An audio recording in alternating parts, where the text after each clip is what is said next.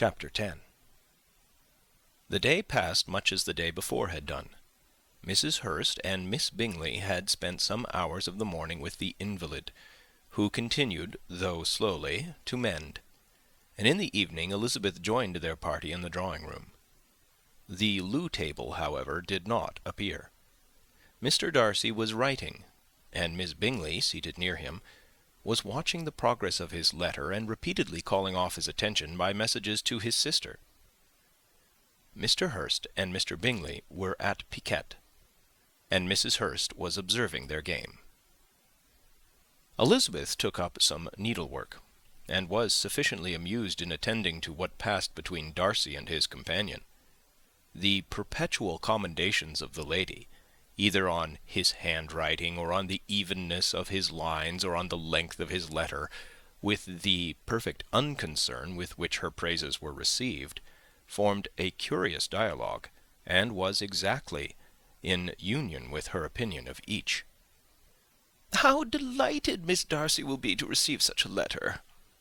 He made no answer. "You write uncommonly fast." "You are mistaken. I write rather slowly." "How many letters you must have occasion to write in the course of a year! Letters of business, too! How odious I should think them!" "It is fortunate, then, that they fall to my lot instead of yours." "Pray tell your sister that I long to see her." "I have already told her so once, by your desire." "I am afraid you do not like your pen. Let me mend it for you. I mend pens remarkably well." "Thank you, but I always mend my own." "How can you contrive to write so even?" He was silent.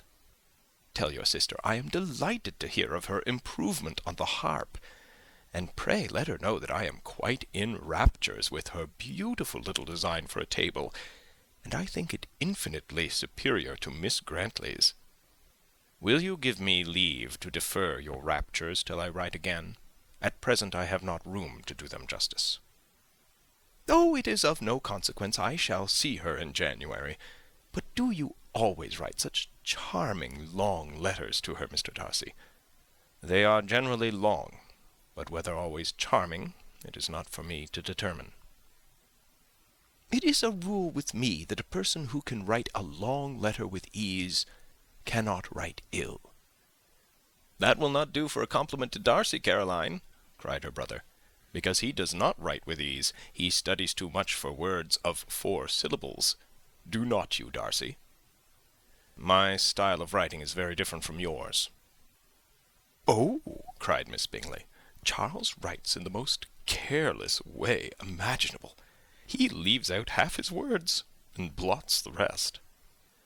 "My ideas flow so rapidly that I have not time to express them, by which means my letters sometimes convey no ideas at all to my correspondents."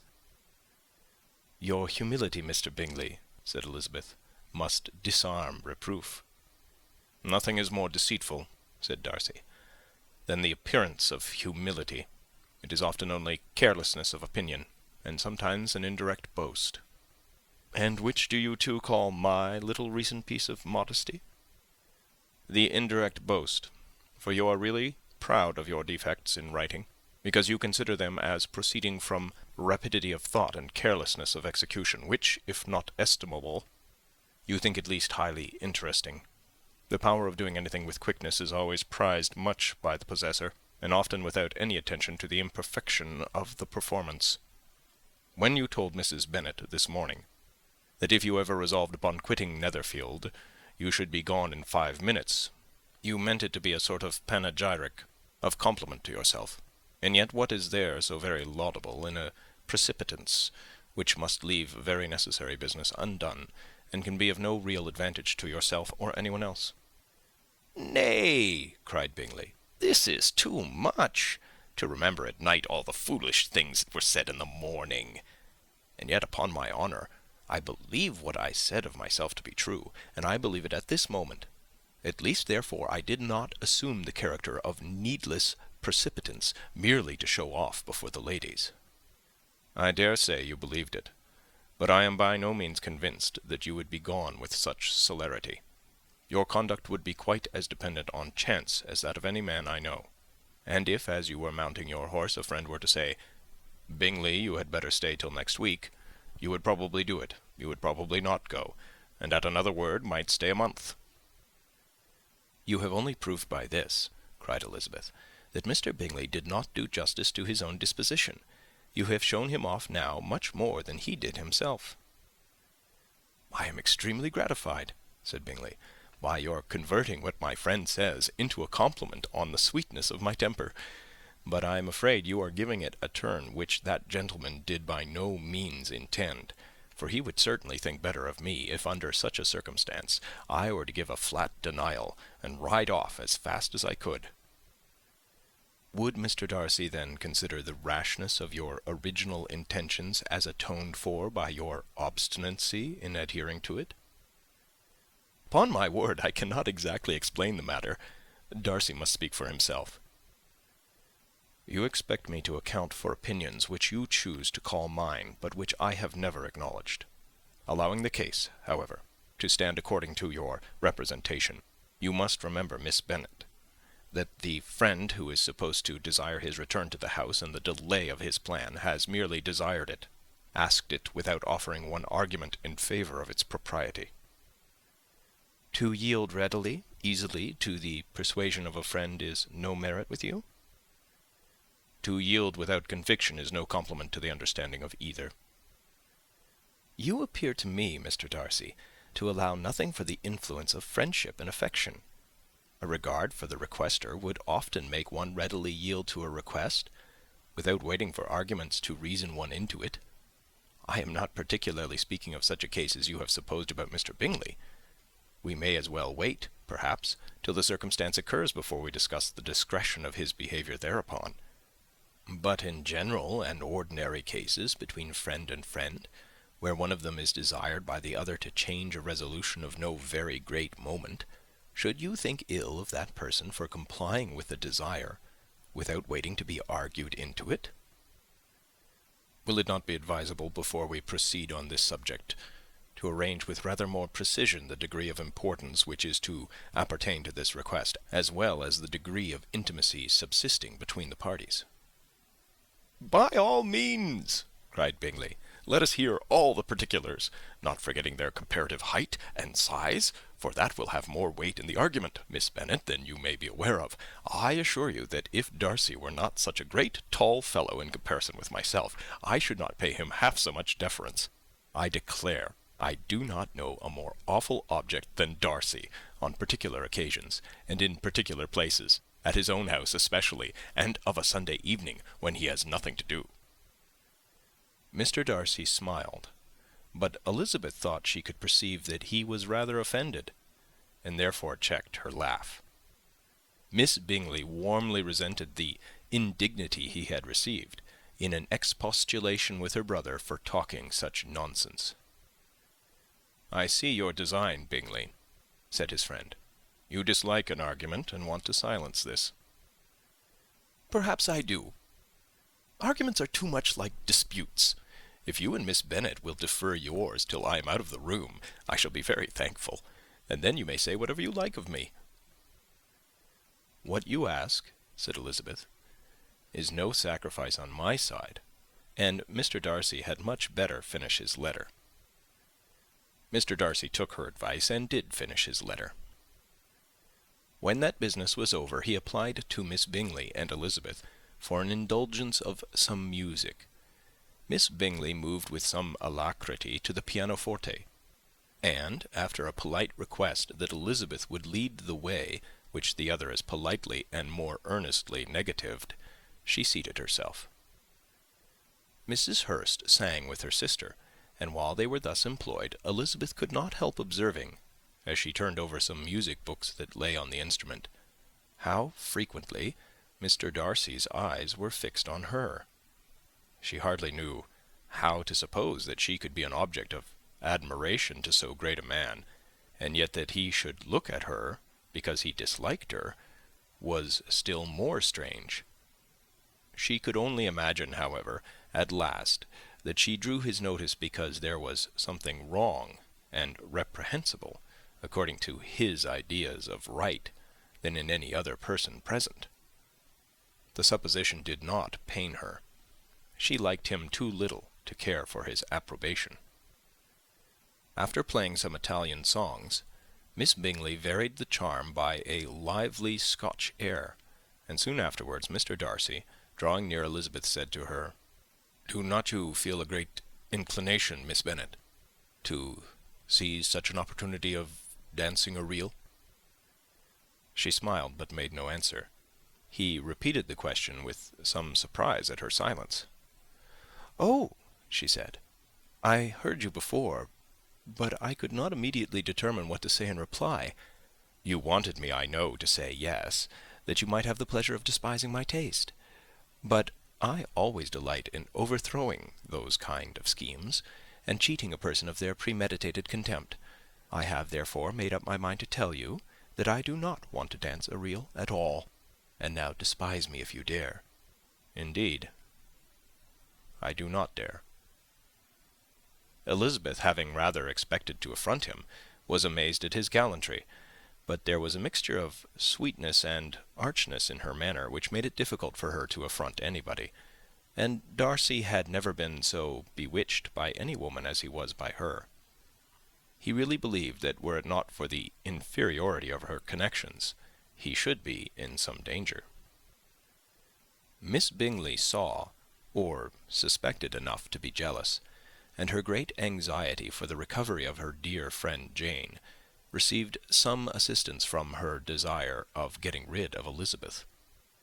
She often tried to provoke Darcy into disliking her guest, by talking of their supposed marriage, and planning his happiness in such an alliance.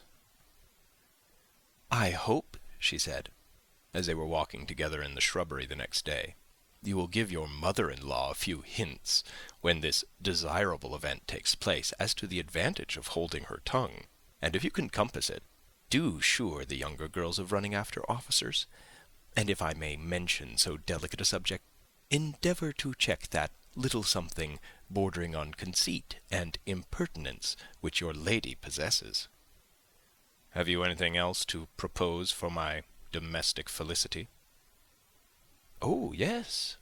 Do let the portraits of your uncle and Aunt Phillips be placed in the gallery at Pemberley. Put them next to your great-uncle, the judge.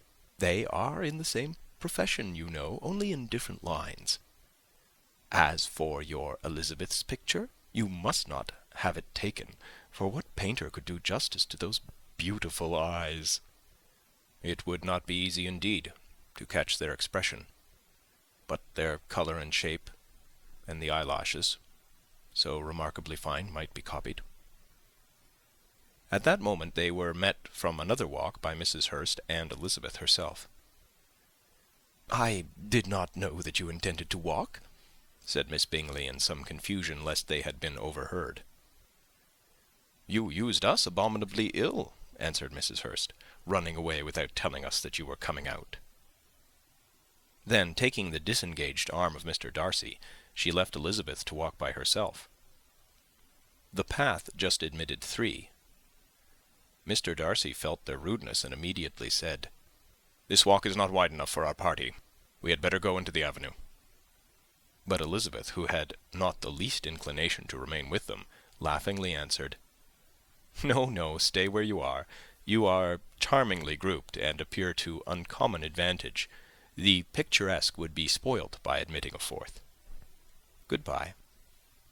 She then ran gaily off, rejoicing as she rambled about, in the hope of being at home again in a day or two. Jane was already so much recovered as to intend leaving her room for a couple of hours that evening.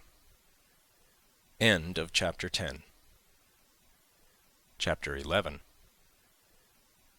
When the ladies removed after dinner, Elizabeth ran up to her sister, and seeing her well guarded from cold, attended her into the drawing-room, where she was welcomed by her 2 friends with many professions of pleasure, and Elizabeth had never seen them so agreeable as they were during the hour which passed before the gentlemen appeared.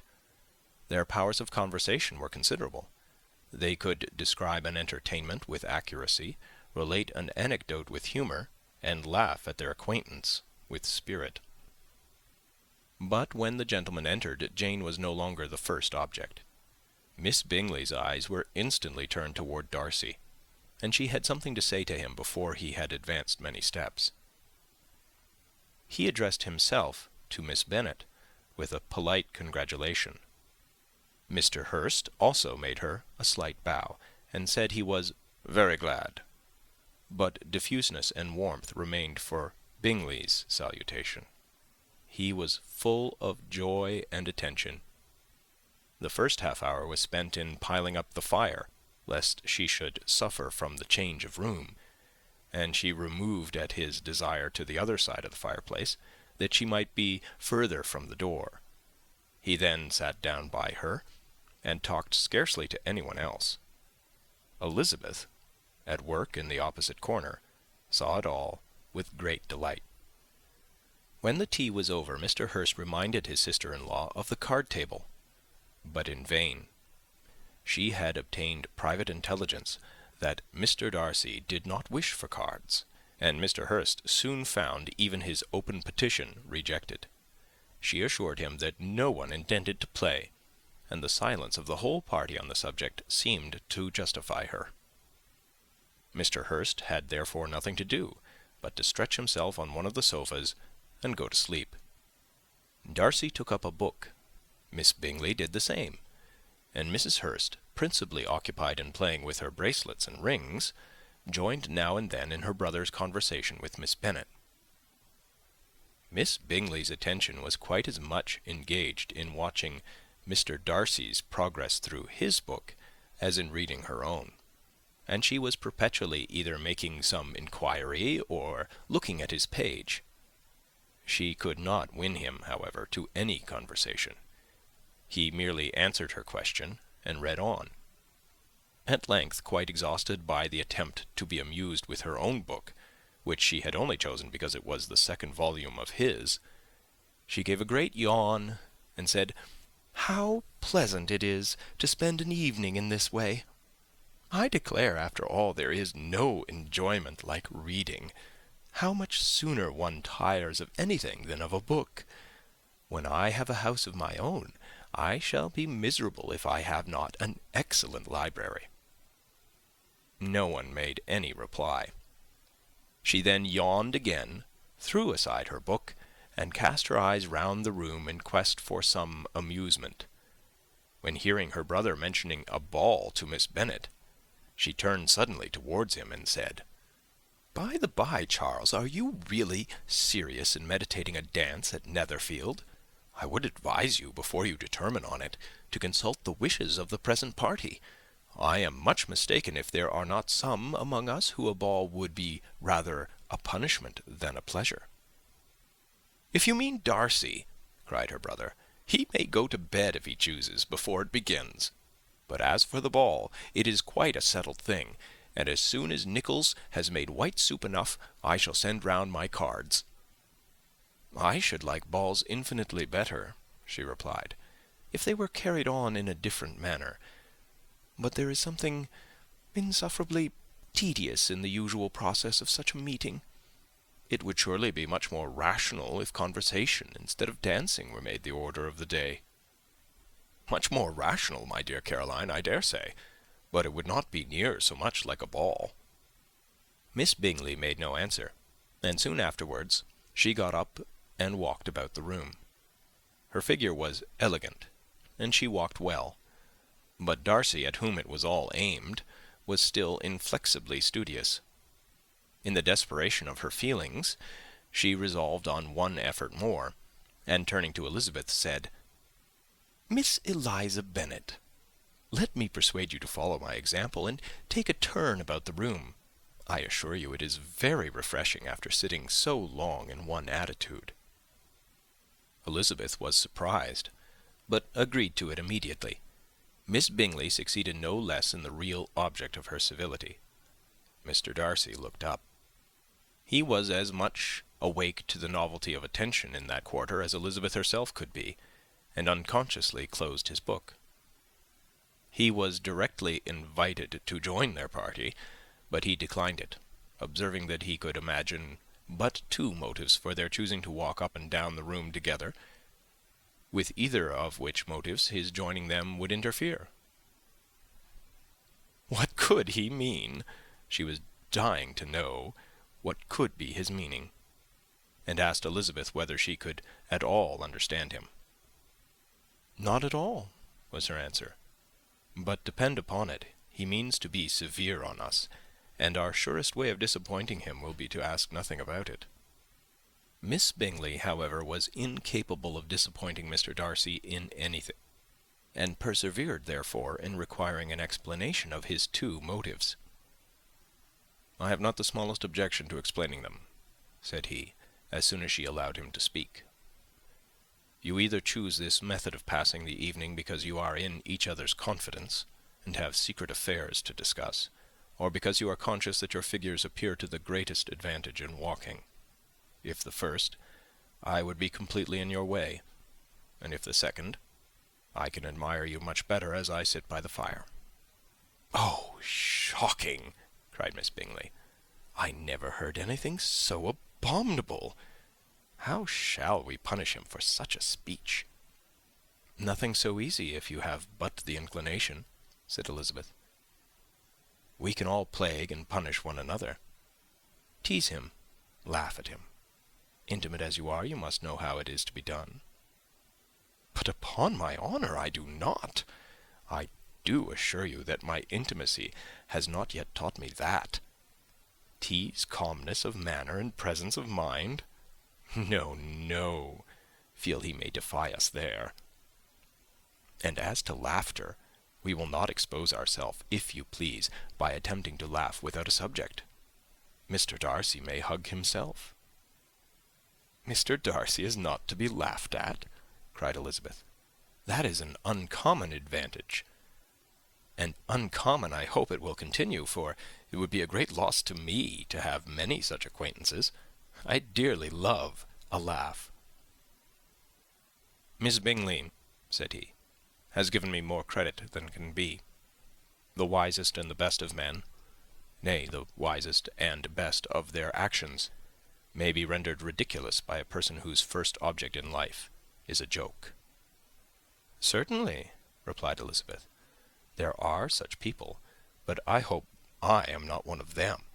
I hope I never ridicule what is wise and good. Follies and nonsense, whims and inconsistencies, do divert me, I own, and I laugh at them whenever I can.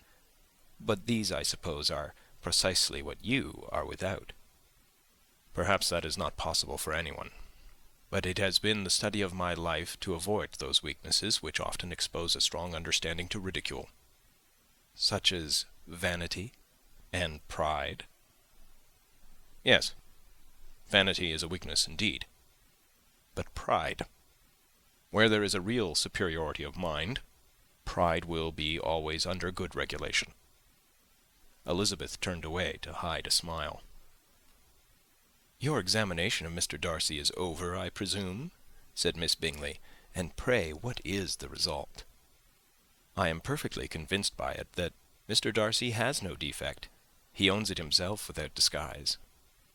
"No," said Darcy, "I have made no such pretension. I have faults enough, but they are not, I hope, of understanding. My temper I dare not vouch for. It is, I believe, too little yielding, certainly too little for the convenience of the world. I cannot forget the follies and vices of others so soon as I ought, nor their offences against myself. My feelings are not puffed about with every attempt to move them. My temper would perhaps be called resentful. My good opinion, once lost, is lost forever." "That is a failing indeed," cried Elizabeth. "Implacable resentment is a shade in a character. But you have chosen your fault well. I really cannot laugh at it. You are safe from me. There is, I believe, in every disposition a tendency to some particular evil, a natural defect, which not even the best education can overcome." "And your defect is to hate everybody?" "And yours," he replied with a smile, "is wilfully to misunderstand them." "Do let us have a little music," cried Miss Bingley, tired of a conversation in which she had no share. "Louisa, you will not mind my waking Mr. Hurst?" Her sister had not the smallest objection, and the pianoforte was opened, and Darcy, after a few moments' recollection, was not sorry for it. He began to feel the danger of paying Elizabeth too much attention. End of chapter 11. Chapter 12. In consequence of an agreement between the sisters, Elizabeth wrote the next morning to her mother to beg that the carriage might be sent for them in the course of the day. But Mrs. Bennet, who had calculated on her daughters remaining at Netherfield till the following Tuesday, which would exactly finish Jane's week, could not bring herself to receive them with pleasure before. Her answer, therefore, was not propitious, at least not to Elizabeth's wishes, for she was impatient to get home.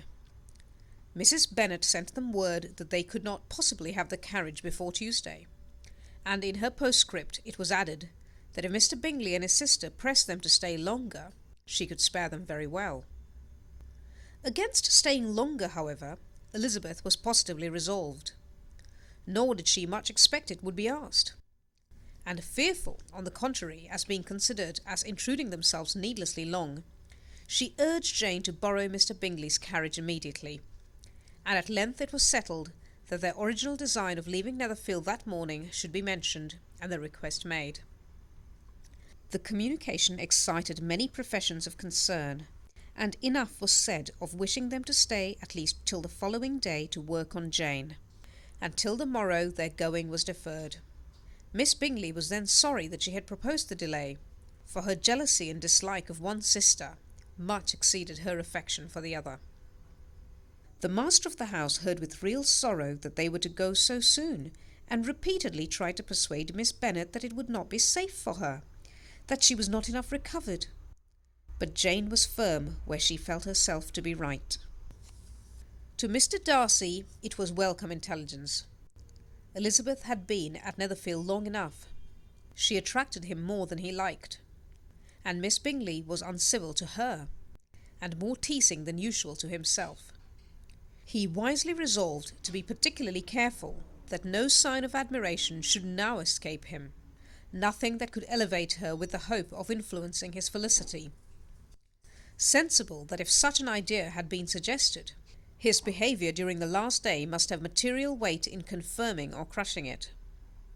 Steady to his purpose, he scarcely spoke 10 words to her through the whole of Saturday, and though they were at one time left by themselves for half an hour, he adhered most conscientiously to his book, and would not even look at her. On Sunday, after morning service, the separation, so agreeable to almost all, took place. Miss Bingley's civility to Elizabeth increased at last very rapidly, as well as her affection for Jane, and when they parted, after assuring the latter of the pleasure it would always give her to see her either at Longbourn or at Netherfield, and embracing her most tenderly, she even shook hands with the former. Elizabeth took leave of the whole party in the liveliest spirits. They were not welcomed home very cordially by their mother. Mrs. Bennet wondered at their coming, and thought them very wrong to give so much trouble, and was sure Jane would have caught cold again. But their father, though very laconic in his expressions of pleasure, was really glad to see them. He had felt their importance in the family circle. The evening conversation, when they were all assembled, had lost much of its animation, and almost all its sense, by the absence of Jane and Elizabeth. They found Mary, as usual, deep in the study of thorough base and human nature, and had some new extracts to admire, and some new observations of threadbare morality to listen to. Catherine and Lydia had information for them of a different sort. Much had been done, and much had been said in the regiment since the preceding Wednesday. Several of the officers had dined lately with their uncle, a private had been flogged, and it had actually been hinted that Colonel Forster was going to be married. Chapter 13.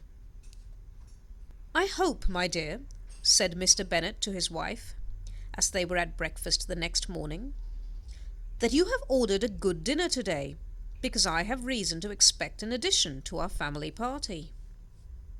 "Who do you mean, my dear? I know of nobody that is coming. I am sure, unless Charlotte Lucas should happen to call in, and I hope my dinners are good enough for her. I do not believe she often sees such at home." "The person of whom I speak is a gentleman and a stranger." Mrs. Bennet's eyes sparkled. "A gentleman and a stranger? It is Mr. Bingley, I'm sure. Why, Jane, you never dropped a word of this, you sly thing. Well, I'm sure I shall be extremely glad to see Mr. Bingley. But, good Lord, how unlucky! There is not a bit of fish to be got to-day. Lydia, my love, ring the bell. I must speak to Hill this moment." "It is not Mr. Bingley," said her husband. "It is a person whom I never saw in the whole course of my life." This roused a general astonishment, and he had the pleasure of being eagerly questioned by his wife and 5 daughters at once. After amusing himself some time with their curiosity, he thus explained: "About a month ago I received this letter, and about a fortnight ago I answered it, for I thought it a case of some delicacy and requiring early attention. It is from my cousin Mr. Collins, who, when I am dead, may turn you all out of this house as soon as he pleases." "Oh, my dear," cried his wife, "I cannot bear to hear that mentioned. Pray do not talk of that odious man. I do think it's the hardest thing in the world that your estate should be entailed away from your own children, and I'm sure if I had been you I should have tried long ago to do something or other about it." Jane and Elizabeth attempted to explain to her the nature of an entail. They had often attempted it before, but it was a subject on which Mrs. Bennet was beyond the reach of reason, and she continued to rail bitterly against the cruelty of settling an estate away from a family of 5 daughters in favour of a man whom nobody cared anything about. "It certainly is a most iniquitous affair," said Mr. Bennet, "and nothing can clear Mr. Collins from the guilt of inheriting Longbourn. But if you will listen to his letter, you may perhaps be a little softened by his manner of expressing himself." "No, that I am sure I shall not, and I think it was very impertinent of him to write to you at all, and very hypocritical. I hate such false friends. Why could not he keep on quarrelling with you as his father did before him?" "Why, indeed, he does seem to have some filial scruples on that head, as you will hear." "Hunsford, near Westerham, Kent, 15th October.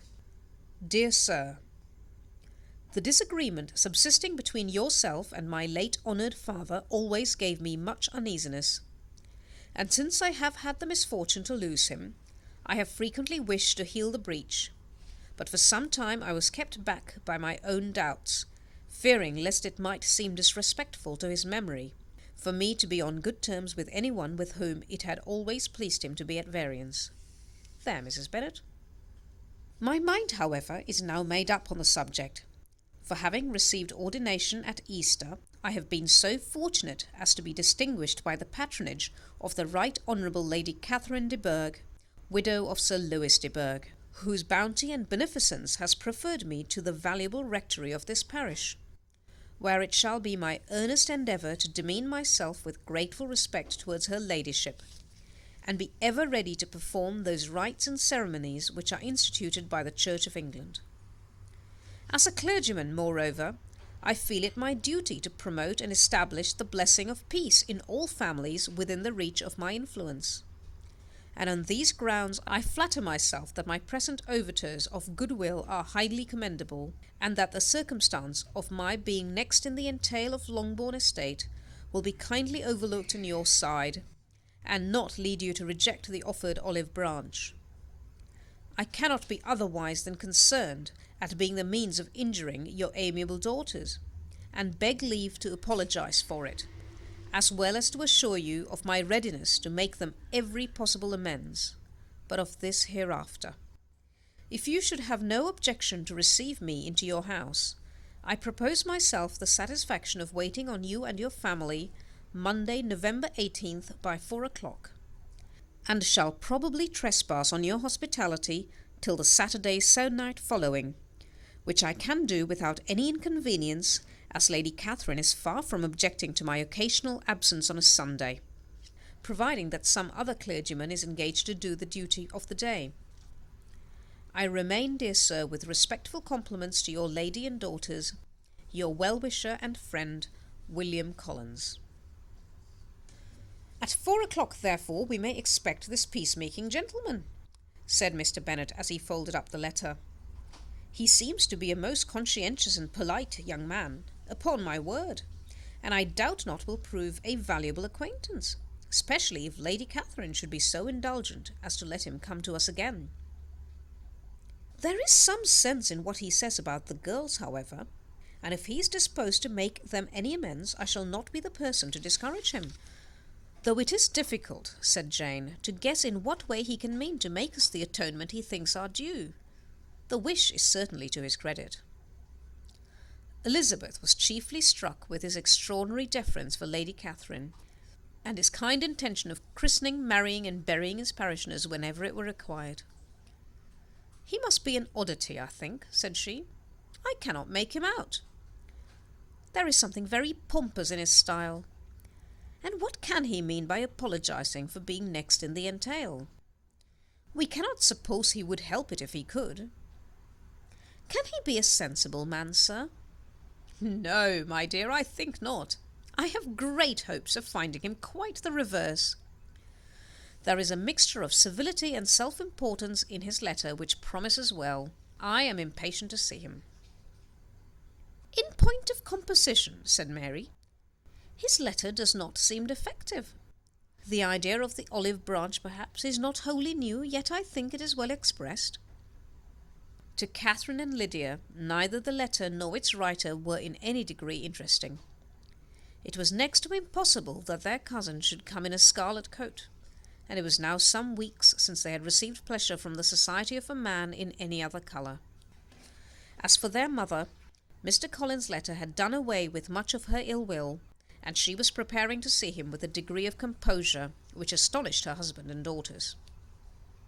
Mr. Collins was punctual to his time, and was received with great politeness by the whole family. Mr. Bennet indeed said little, but the ladies were ready enough to talk, and Mr. Collins seemed neither in need of encouragement nor inclined to be silent himself. He was a tall, heavy-looking young man of 25. His air was grave and stately, and his manners were very formal. He had not been seated long before he complimented Mrs. Bennet on having so fine a family of daughters, said he had heard much of their beauty, but that in this instance fame had fallen short of the truth, and added that he did not doubt her seeing them all in due time well disposed of in marriage. This gallantry was not much to the taste of some of his hearers, but Mrs. Bennet, who quarrelled with no compliments, answered most readily. You are very kind, I'm sure, and I wish with all my heart it may prove so, for else they will be destitute enough. Things are settled so oddly. You allude, perhaps, to the entail of this estate? Ah, sir, I do indeed. It's a grievous affair to my poor girls, you must confess. Not that I mean to find fault with you, for such things I know are all chance in this world. There is no knowing how estates will go when once they come to be entailed. I am very sensible, madam, of the hardship to my fair cousins, and could say much on the subject, but that I am cautious of appearing forward and precipitate. But I can assure you, the young ladies, that I come prepared to admire them. At present I will not say more, but perhaps when we are better acquainted. He was interrupted by a summons to dinner, and the girls smiled on each other. They were not the only objects of Mr. Collins' admiration. The hall, the dining-room, and all its furniture were examined and praised, and his commendation of everything would have touched Mrs. Bennet's heart but for the mortifying supposition of his viewing it all as his own future property. The dinner, too, in its turn was highly admired, and he begged to know to which of his fair cousins the excellency of its cooking was owing. But here he was set right by Mrs. Bennet, who assured him with some asperity that they were very well able to keep a good cook, and that her daughters had nothing to do in the kitchen. He begged pardon for having displeased her. In a softened tone she declared herself not at all offended, but he continued to apologize for about a quarter of an hour. That is the end of chapter 13. Chapter 14. During dinner, Mr. Bennet scarcely spoke at all, but when the servants were withdrawn, he thought it time to have some conversation with his guest, and therefore started a subject in which he expected him to shine, by observing that he seemed very fortunate in his patroness. Lady Catherine de Bourgh's attention to his wishes and consideration for his comfort appeared very remarkable. Mr. Bennet could not have chosen better. Mr. Collins was eloquent in her praise. The subject elevated him to more than usual solemnity of manner, and with a most important aspect he protested that he had never in his life witnessed such behaviour in a person of rank, such affability and condescension as he had himself experienced from Lady Catherine. She had been graciously pleased to approve of both of the discourses which he had already had the honour of preaching before her. She had also asked him twice to dine at Rosings, and had sent for him only the Saturday before to make up her pool of quadrille in the evening. Lady Catherine was reckoned proud by many people he knew, but he had never seen anything but affability in her. She had always spoken to him as she would to any other gentleman. She made not the smallest objection to his joining in the society of the neighbourhood, nor to his leaving the parish occasionally for a week or two to visit his relations. She had even condescended to advise him to marry as soon as he could, provided he chose with discretion, and had once paid him a visit in his humble parsonage, where she had perfectly approved all the alterations he had been making, and had even vouchsafed to suggest some herself, some shelves in the closet upstairs. "That is all very proper and civil, I am sure," said Mrs. Bennet, "and I dare say she is a very agreeable woman. It is a pity that great ladies in general are not more like her. Does she live near you, sir?" "The garden in which stands my humble abode is separated only by a lane from Rosings Park, her ladyship's residence." "I think you said she was a widow, sir. Has she any family?" "She has only one daughter, the heiress of Rosings, and of very extensive property." "Ah," said Mrs. Bennet, shaking her head, "then she is better off than many girls. And what sort of young lady is she? Is she handsome?" "She is a most charming young lady indeed. Lady Catherine herself says that, in point of true beauty, Miss de Bourgh is far superior to the handsomest of her sex, because there is that in her features which marks the young lady of distinguished birth. She is unfortunately of a sickly constitution, which has prevented her from making that progress in many accomplishments which she could not otherwise have failed of, as I am informed by the lady who superintended her education, and who still resides with them. But she is perfectly amiable, and often condescends to drive by my humble abode in her little phaeton and ponies." "Has she been presented? I do not remember her name among the ladies at court." "Her indifferent state of health unhappily prevents her being in town, and by that means, as I told Lady Catherine one day, has deprived the British court of its brightest ornaments. Her ladyship seemed pleased with the idea, and you may imagine that I am happy on every occasion to offer those little delicate compliments which are always acceptable to ladies. I have more than once observed to Lady Catherine that her charming daughter seemed born to be a duchess, and that the most elevated rank, instead of giving her consequence, would be adorned by her. These are the kind of little things which please her ladyship, and it is a sort of attention which I conceive myself peculiarly bound to pay." "You judge very properly," said Mr. Bennet, "and it is happy for you that you possess the talent of flattering with delicacy. May I ask whether these pleasing attentions proceed from the impulse of the moment, or are the result of previous study?" "They arise chiefly from what is passing at the time, and though I sometimes amuse myself with suggesting and arranging such little elegant compliments as may be adapted to ordinary occasions, I always wish to give them as unstudied an air as possible." Mr. Bennet's expectations were fully answered. His cousin was as absurd as he had hoped, and he listened to him with the keenest enjoyment, maintaining at the same time the most resolute composure of countenance, and, except in an occasional glance at Elizabeth, requiring no partner in his pleasure. By tea-time, however, the dose had been enough, and Mr. Bennet was glad to take his guest into the drawing-room again, and, when tea was over, glad to invite him to read aloud to the ladies. Mr. Collins readily assented, and a book was produced, but, on beholding it, for everything announced it to be from a circulating library, he started back, and begging pardon, protested that he never read novels. Kitty stared at him, and Lydia exclaimed. Other books were produced, and after some deliberation he chose Fordyce's Sermons. Lydia gaped as he opened the volume, and before he had, with very monotonous solemnity, read 3 pages, she interrupted him with, "Do you know, mamma, that my Uncle Phillips talks of turning away Richard, and if he does, Colonel Forster will hire him. My aunt told me so herself on Saturday. I shall walk to Meryton tomorrow to hear more about it, and to ask when Mr. Denny comes back from town."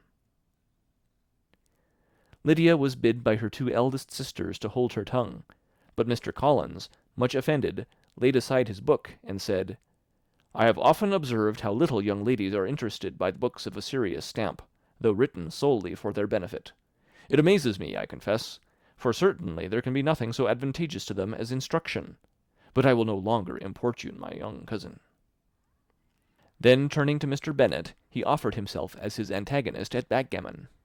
Mr. Bennet accepted the challenge, observing that he acted very wisely in leaving the girls to their own trifling amusements. Mrs. Bennet and her daughters apologized most civilly for Lydia's interruption, and promised that it should not occur again if he would resume his book. But Mr. Collins, after assuring them that he bore his young cousin no ill will, and should never resent her behaviour as any affront, seated himself at another table with Mr. Bennet, and prepared for backgammon. Chapter 15. Mr. Collins was not a sensible man, and the deficiency of nature had been but little assisted by education or society, the greatest part of his life having been spent under the guidance of an illiterate and miserly father, and though he belonged to one of the universities, he had merely kept the necessary terms, without forming at it any useful acquaintance. The subjection in which his father had brought him up had given him originally great humility of manner, but it was now a good deal counteracted by the self-conceit of a weak head, living in retirement, and the consequential feelings of early and unexpected prosperity. A fortunate chance had recommended him to Lady Catherine de Bourgh when the living of Hunsford was vacant, and the respect which he felt for her high rank, and his veneration for her as his patroness, mingling with a very good opinion of himself, of his authority as a clergyman, and his right as a rector, made him altogether a mixture of pride and obsequiousness, self-importance and humility. Having now a good house and a very sufficient income, he intended to marry, and in seeking a reconciliation with the Longbourn family he had a wife in view, as he meant to choose one of the daughters, if he found them as handsome and amiable as they were represented by common report. This was his plan of amends, of atonement, for inheriting their father's estate, and he thought it an excellent one, full of eligibility and suitableness, and excessively generous and disinterested on his own part. His plan did not vary on seeing them. Miss Bennet's lovely face confirmed his views, and established all his strictest notions of what was due to seniority, and for the first evening she was his settled choice.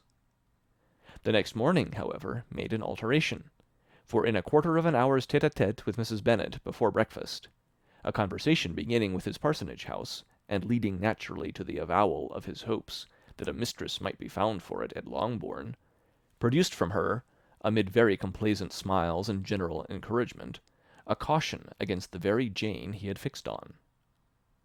As to her younger daughters, she could not take it upon her to say, she could not positively answer, but she did not know of any prepossession. Her eldest daughter, she must just mention, she felt it incumbent on her to hint, was likely to be very soon engaged. Mr. Collins had only to change from Jane to Elizabeth, and it was soon done while Mrs. Bennet was stirring the fire. Elizabeth, equally next to Jane in birth and beauty, succeeded her, of course.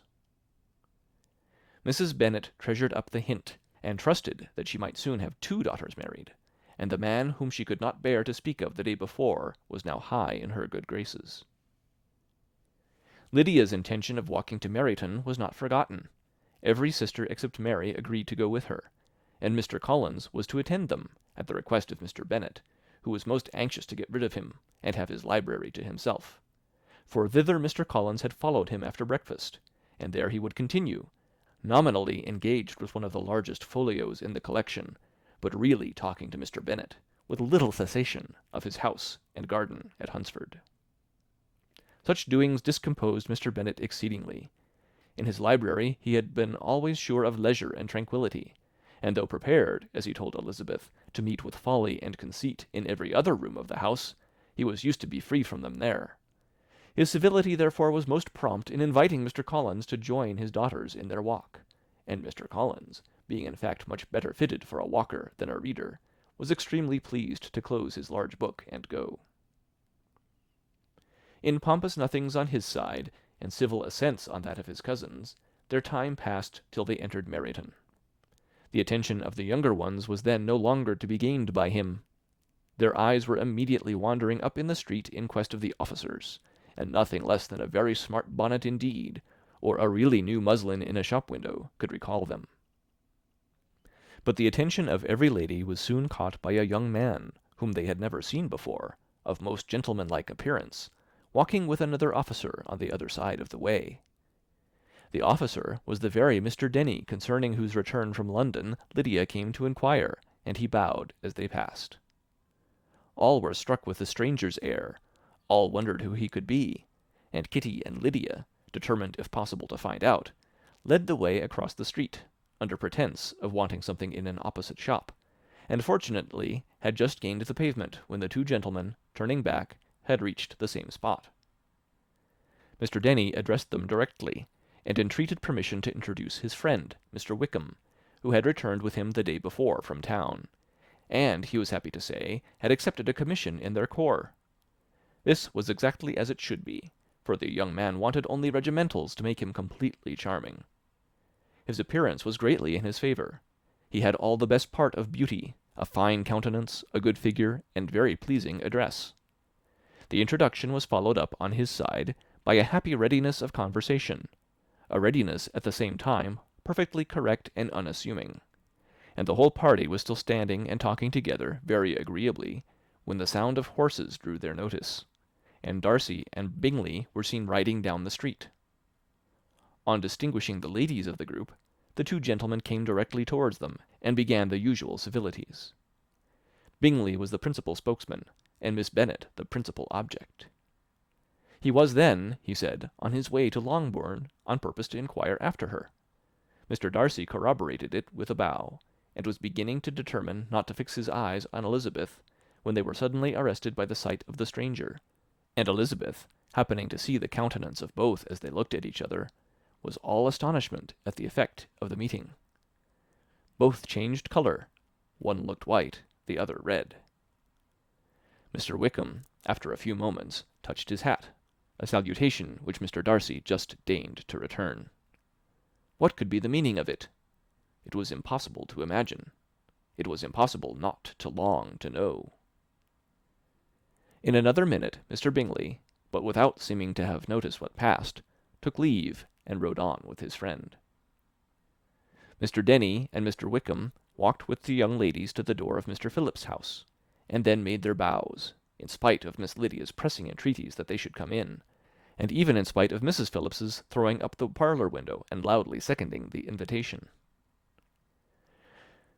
Mrs. Phillips was always glad to see her nieces, and the two eldest, from their recent absence, were particularly welcome, and she was eagerly expressing her surprise at their sudden return home, which, as their own carriage had not fetched them, she should have known nothing about if she had not happened to see Mr. Jones's shop-boy in the street, who had told her that they were not to send any more drafts to Netherland because the Miss Bennets were come away, when her civility was claimed towards Mr. Collins by Jane's introduction of him.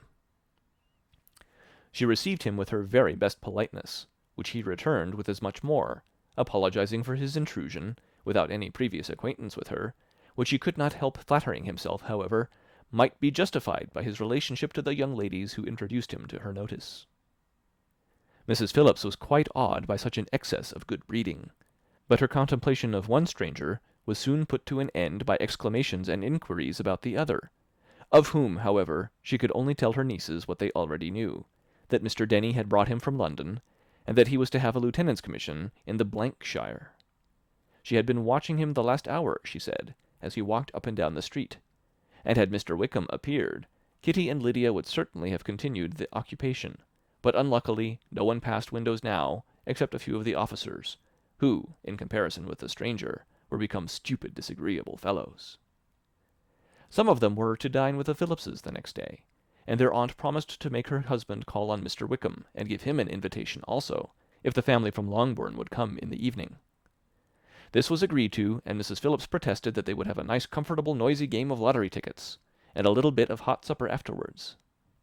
The prospect of such delights was very cheering, and they parted in mutual good spirits.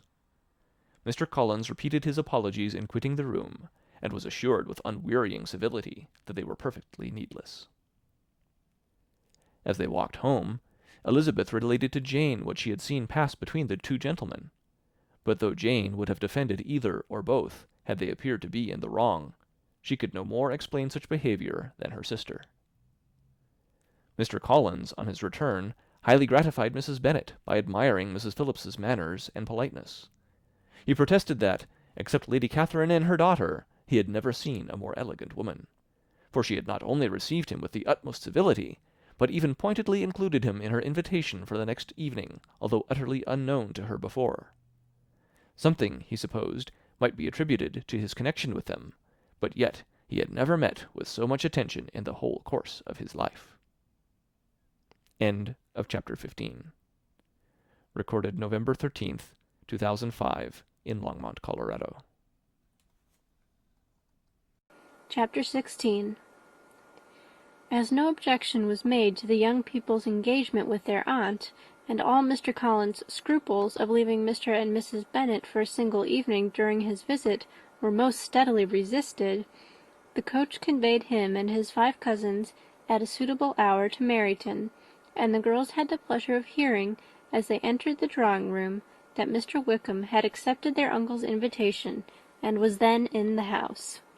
When this information was given, and they had all taken their seats, Mr. Collins was at leisure to look around him and admire, and he was so much struck with the size and furniture of the apartment that he declared he might almost have supposed himself in the small summer breakfast-parlour at Rosings, a comparison that did not at first convey much gratification, but when Mrs. Phillips understood from him what Rosings was, and who was its proprietor, when she had listened to the description of only one of Lady Catherine's drawing-rooms, and found that the chimney-piece alone had cost £800, she felt all the force of the compliment, and would hardly have resented a comparison with the housekeeper's room.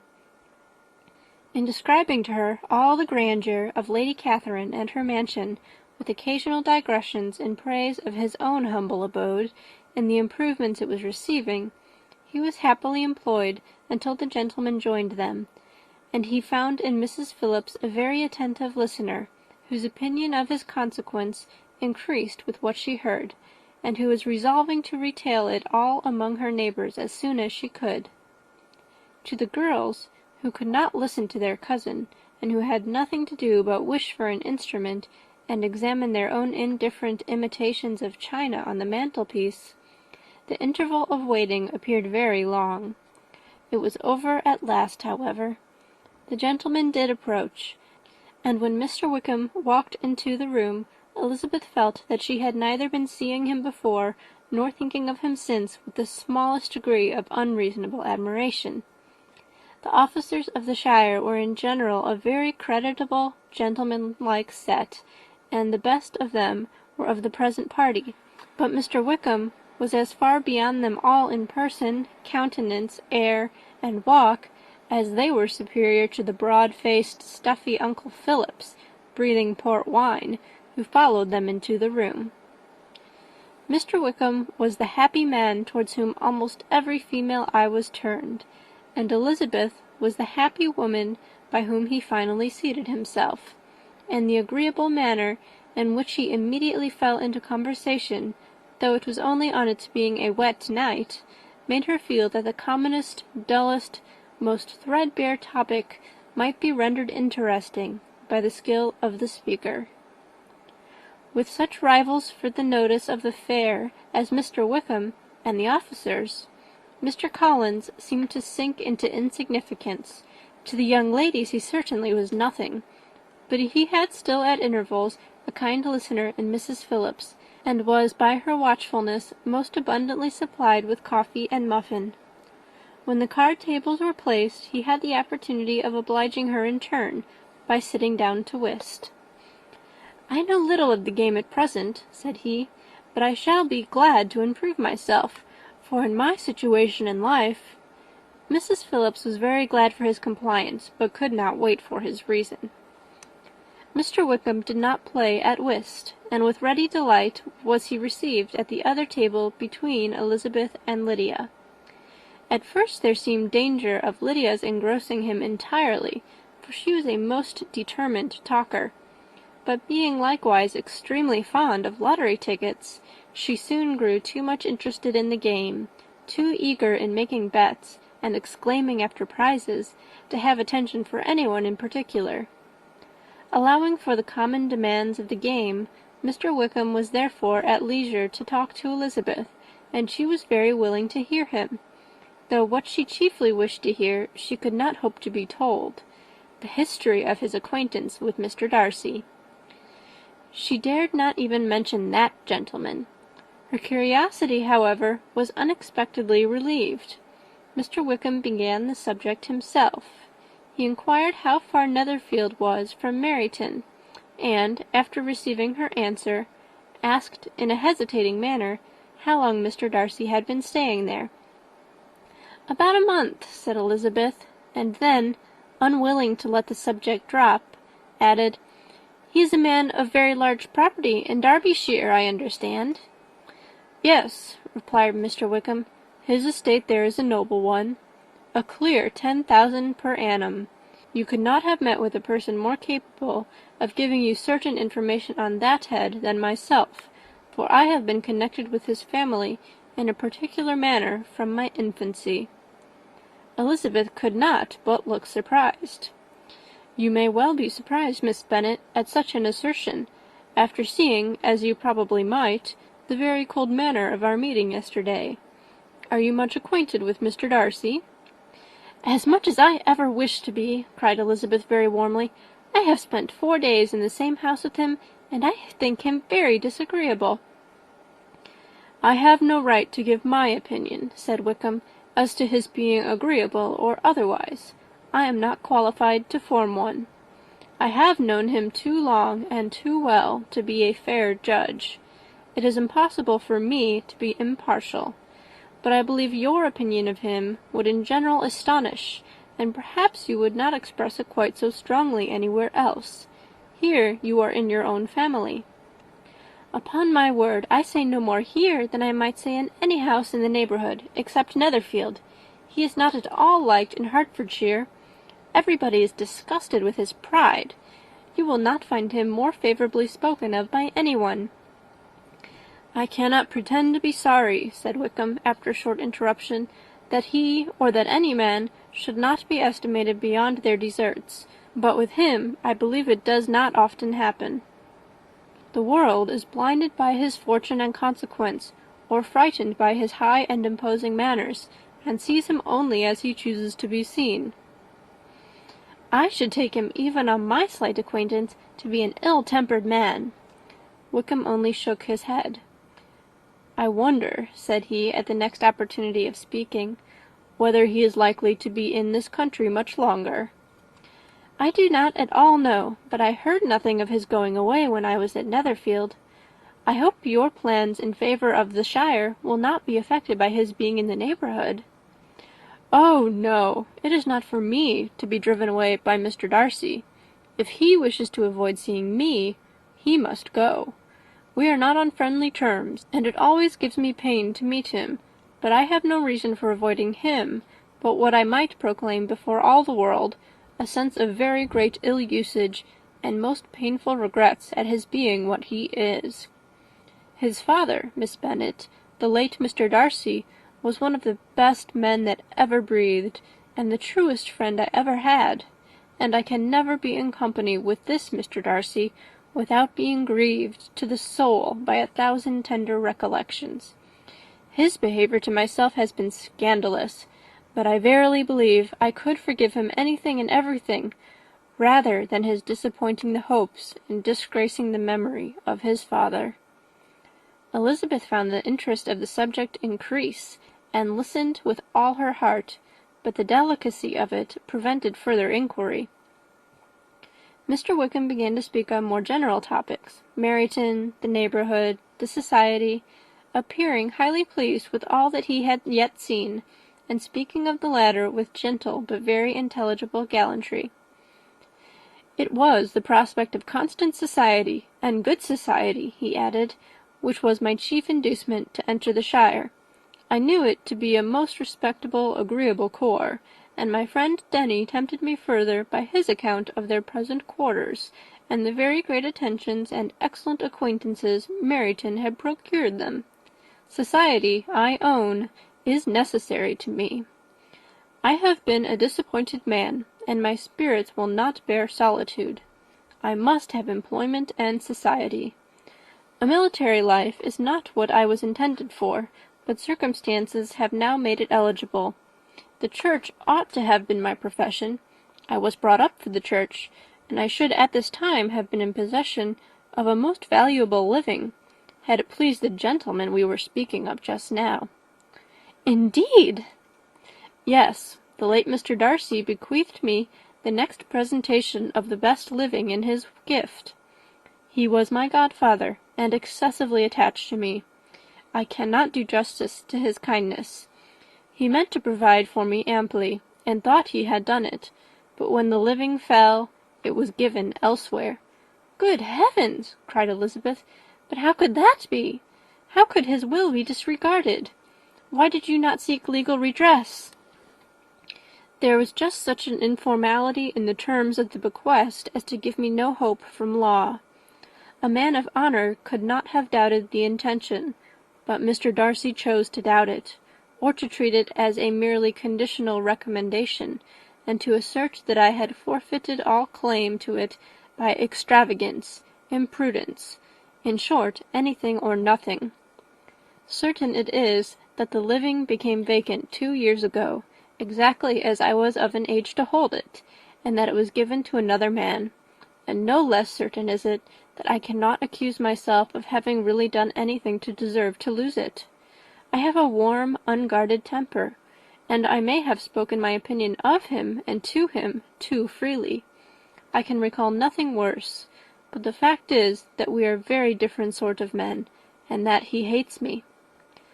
"This is quite shocking. He deserves to be publicly disgraced." "Some time or other he will be, but it shall not be by me. Till I can forget his father, I can never defy or expose him." Elizabeth honoured him for such feelings, and thought him handsomer than ever as he expressed them. "But what," she said after a pause, "could have been his motive? What could have induced him to behave so cruelly?" "A thorough, determined dislike of me, a dislike which I cannot but attribute in some measure to jealousy. Had the late Mr. Darcy liked me less, his son might have borne with me better. But his father's uncommon attachment to me irritated him, I believe, very early in life.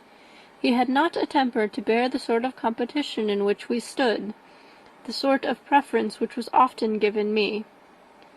I had not thought Mr. Darcy so bad as this, though I have never liked him. I had not thought so very ill of him. I had supposed him to be despising his fellow creatures in general, but did not suspect him of descending to such malicious revenge, such injustice, such inhumanity as this." After a few minutes' reflection, however, she continued, "I do remember his boasting one day at Netherfield of the implacability of his resentments, of his having an unforgiving temper. His disposition must be dreadful." "I will not trust myself on this subject," replied Wickham. "I can hardly be just to him."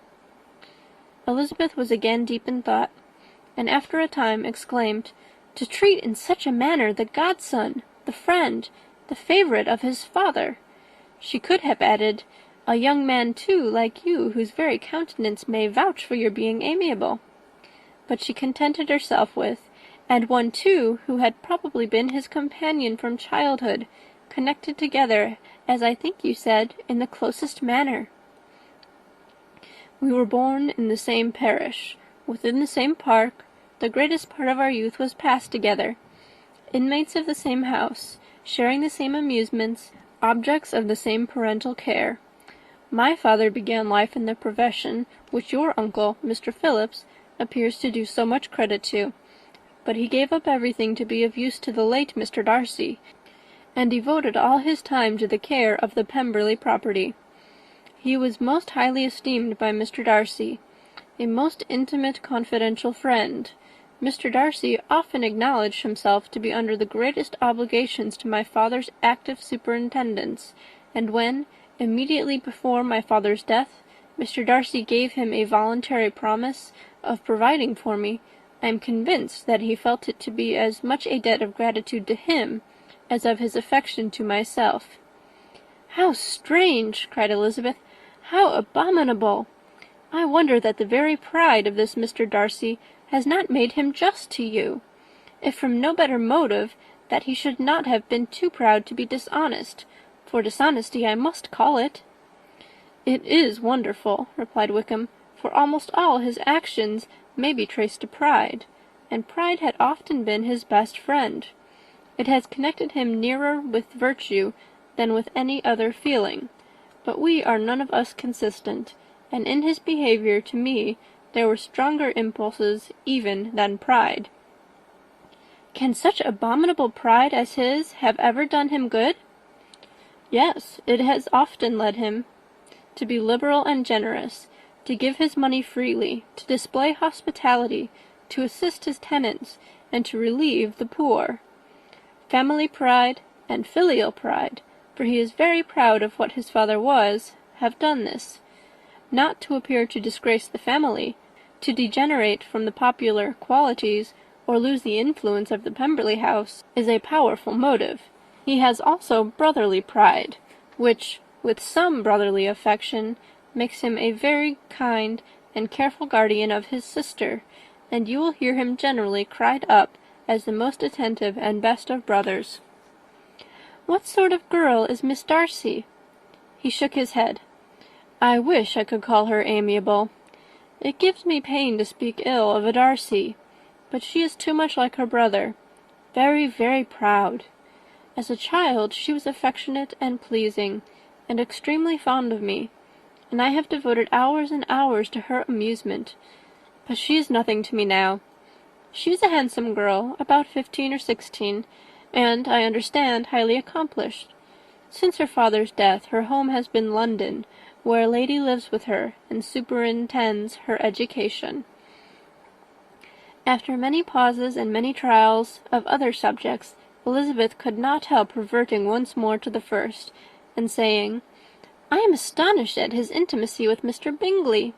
How can Mr. Bingley, who seems good humour itself, and is, I really believe, truly amiable, be in friendship with such a man? How can they suit each other? Do you know Mr. Bingley?" "Not at all." "He is a sweet-tempered, amiable, charming man. He cannot know what Mr. Darcy is." "Probably not. But Mr. Darcy can please where he chooses. He does not want abilities. He can be a conversable companion, if he thinks it worth his while. Among those who are at all his equals in consequence, he is a very different man from what he is to the less prosperous. His pride never deserts him, but with the rich he is liberal-minded, just, sincere, rational, honourable, and perhaps agreeable, allowing something for fortune and figure." The whist party soon afterwards breaking up, the players gathered round the other table, and Mr. Collins took his station between his cousin Elizabeth and Mrs. Phillips. The usual inquiries as to his success was made by the latter. It had not been very great. He had lost every point, but when Mrs. Phillips began to express her concern thereupon, he assured her with much earnest gravity that it was not of the least importance, that he considered the money as a mere trifle, and begged that she would not make herself uneasy. "I know very well, madam," said he, "that when persons sit down to a card-table, they must take their chances of these things, and happily I am not in such circumstances as to make 5 shillings any object. There are undoubtedly many who could not say the same, but thanks to Lady Catherine de Bourgh, I am removed far beyond the necessity of regarding little matters."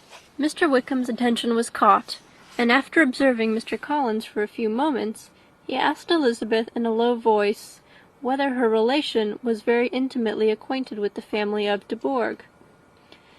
"Lady Catherine de Bourgh," she replied, "has very lately given him a living. I hardly know how Mr. Collins was first introduced to her notice, but he certainly has not known her long." "You know, of course, that Lady Catherine de Bourgh and Lady Anne Darcy were sisters, consequently that she is aunt to the present Mr. Darcy." "No, indeed, I did not. I knew nothing at all of Lady Catherine's connections.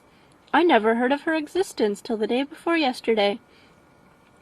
Her daughter, Miss de Bourgh, will have a very large fortune, and it is believed that she and her cousin will unite the 2 estates."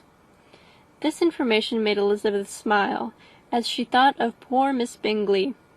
Vain indeed must be all her attentions, vain and useless her affection for his sister, and her praise of himself, if he were already self-destined for another. "Mr. Collins," said she, "speaks highly both of Lady Catherine and her daughter, but from some particulars that he has related of her ladyship, I suspect his gratitude misleads him, and that in spite of her being his patroness, she is an arrogant, conceited woman." "I believe her to be both in a great degree," replied Wickham.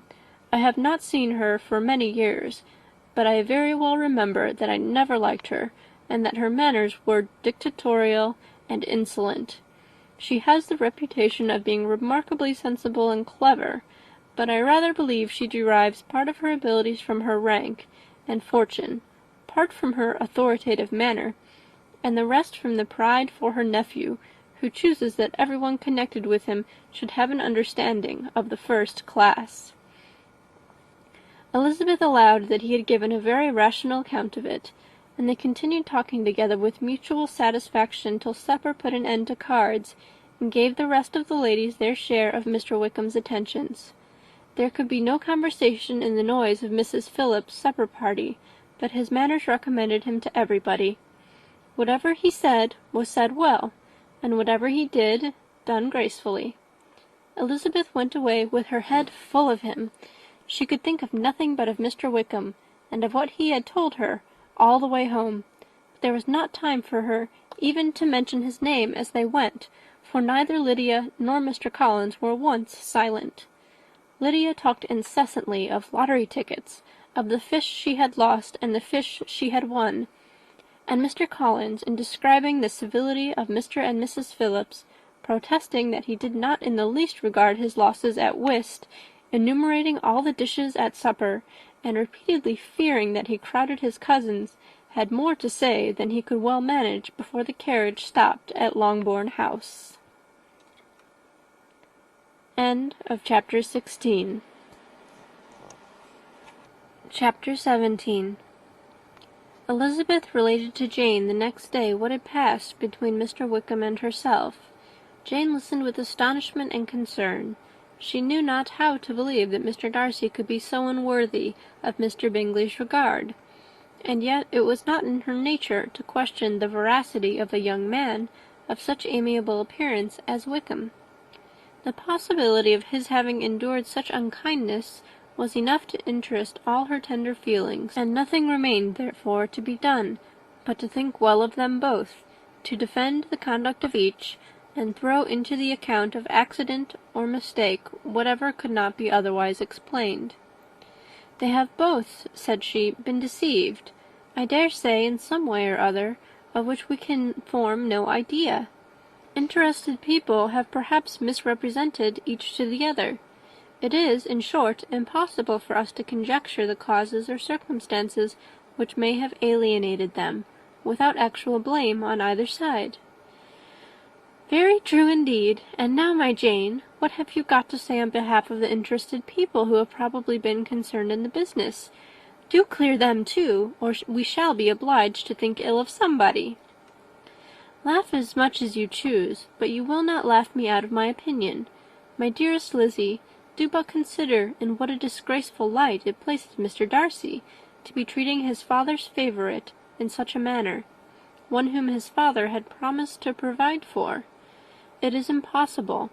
No man of common humanity, no man who had any value for his character, could be capable of it. Can his most intimate friends be so excessively deceived in him? Oh, no! I can much more easily believe Mr. Bingley's being imposed on, than that Mr. Wickham should invent such a history of himself as he gave me last night. Names, facts, everything mentioned without ceremony. If it be not so, let Mr. Darcy contradict it. Besides, there was truth in his looks.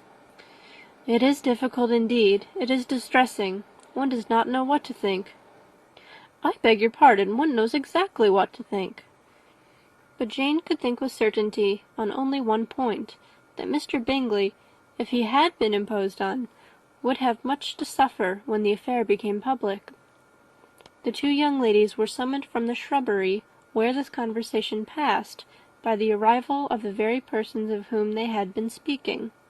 Mr. Bingley and his sisters came to give their personal invitation for the long-expected ball at Netherfield, which was fixed for the following Tuesday. The two ladies were delighted to see their dear friend again, calling it an age since they had met, and repeatedly asking what she had been doing with herself since their separation. To the rest of the family they paid little attention, avoiding Mrs. Bennet as much as possible, saying